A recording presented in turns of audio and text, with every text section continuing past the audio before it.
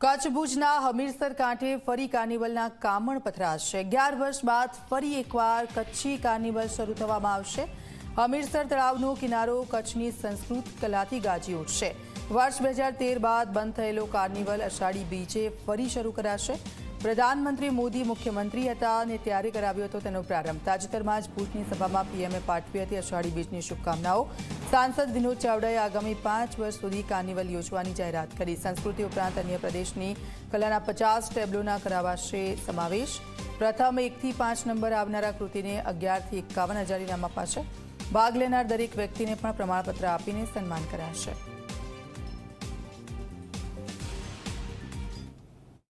अपना देशना वडाप्रधान श्री नरेंद्र मोदी साहेब જ્યારે मुख्यमंत्री હતા અને ત્યારે 2005 થી કરીને 2013 સુધી જ્યારે રણ ઉત્સવના ઉદ્ઘાટન પ્રસંગે આવતા હતા અને એ દિવસે સાંજના સમયે હમીરસરના કાંઠે કચ્છ કાર્નિવલનું આયોજન થતું હતું।